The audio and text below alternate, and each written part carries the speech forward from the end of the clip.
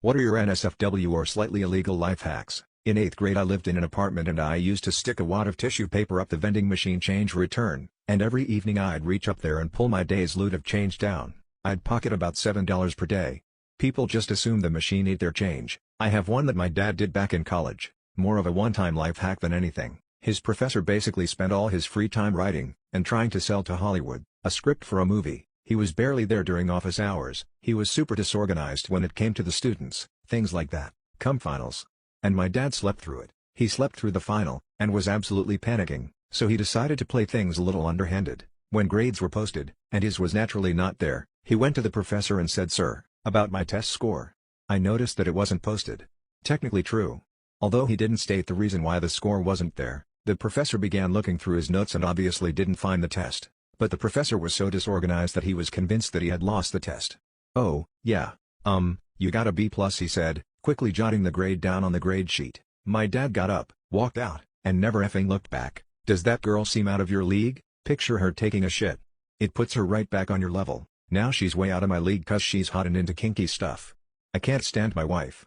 I've come to the realization that I just flat out do not like my wife anymore. It isn't a rough patch or something that I will work through. She is simply a person that I do not enjoy being around. She is a complete Karen who will literally demand a manager for every perceived slight, and it is fucking embarrassing as hell. She is constantly bragging and laughing about all the people she has argued with and blocked on various platforms like Facebook and Nextdoor. She never shuts the fuck up but never has anything or importance or relevance to say. Everything that she does is just nails on a chalkboard to me. But I couldn't imagine only spending half the amount of time with my kids. There is absolutely no way I could live with that.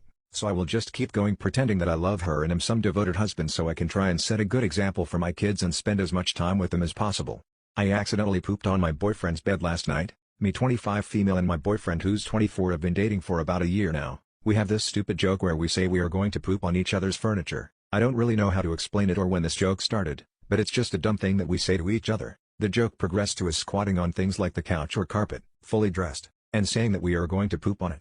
Last night me and my boyfriend were taking a shower and I got out before him because I was already done. I was squatting naked on the bed and giggling that I was going to poop on the bed when he walked in. I thought it would be funny to let out a little fart cause I felt it coming up, but it turned into horror. I pooped on his bed, not a lot, just a little bit. He tried to comfort me and tell me it was fine but I completely froze as the reality of what happened sunk in. I started cleaning it up immediately but that doesn't take away any of my embarrassment. I was an irresponsible teenager for the first time tonight, and I loved it. I didn't do anything crazy. I told my parents that I was going out. I just told them it would be quick and came back hours later. We went to get ice cream at 11 p.m., got McDonald's at 12 and ate it in a parking lot, and then went to a playground at 1:15. Then we just took a drive. I got home at 2. It was so much fun to drive around town, windows down, blasting music and singing along.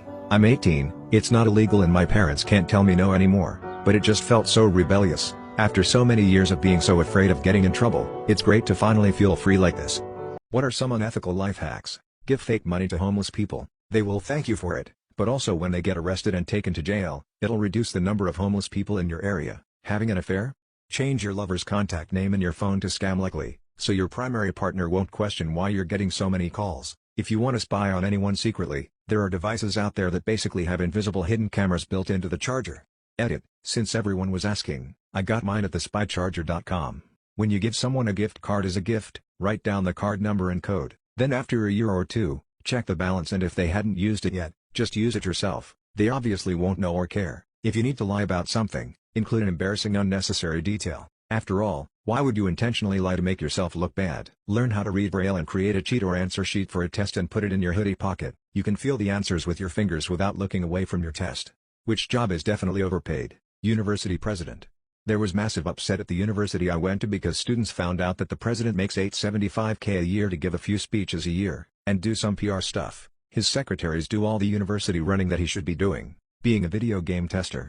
I am getting paid $15 per hour working 20 hours a week, which is pretty good for a high schooler like me. It's pretty easy to get into, just follow the instructions on paidgametester.com, and in a few days you should have the job. Megachurch pastors.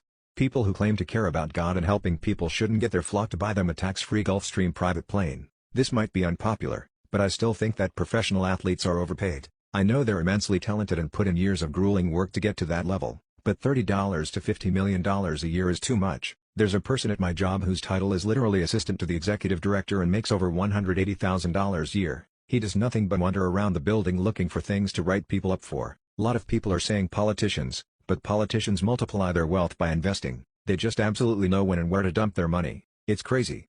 It's almost as if they know which companies are going to be allowed to succeed. But that can't be right, right? What have you witnessed someone do that made you realize she is really, really smart? One time my drunk uncle was in jail and needed bail money, and being that my dad was the only one in the family with any real savings, they all looked to him to fork up 100% the cash. Having been asked, he realized this situation had two possible outcomes. 1.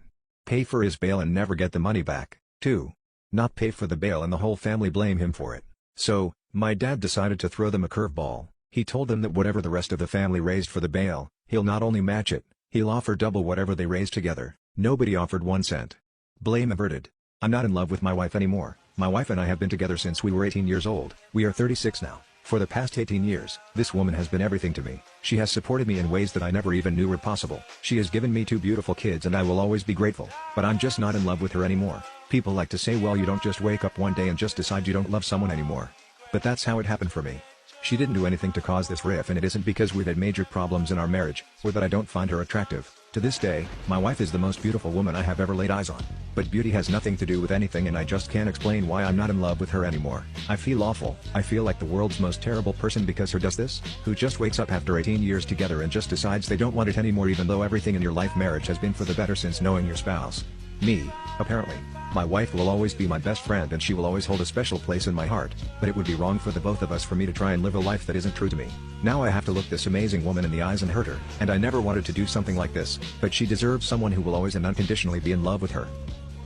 What is a subtle sign that someone is really intelligent?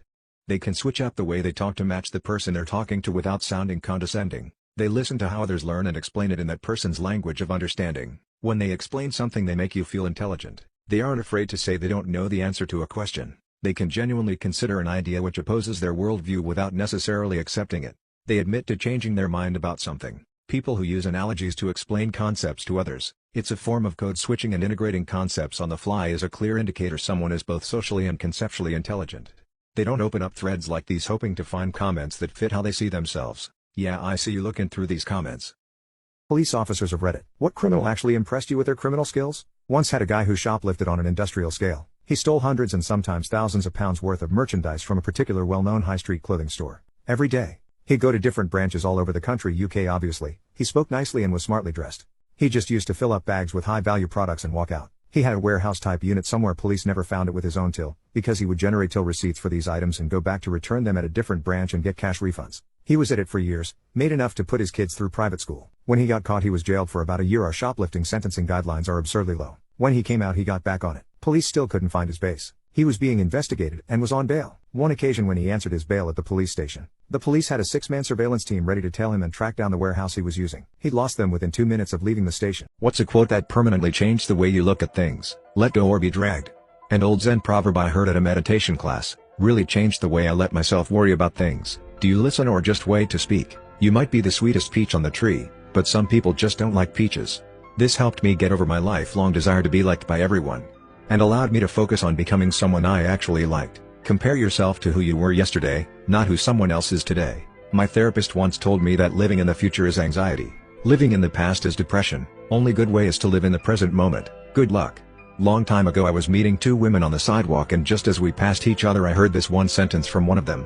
You don't notice your progress in life because you are always raising the bar. The best time to plant a tree was 20 years ago. The second best time is now. Don't set yourself on fire to keep others warm. This helped a lot with my guilt and burgeoning martyr complex. Courage doesn't always roar. Sometimes it is a quiet voice at the end of the day saying, I will try again tomorrow.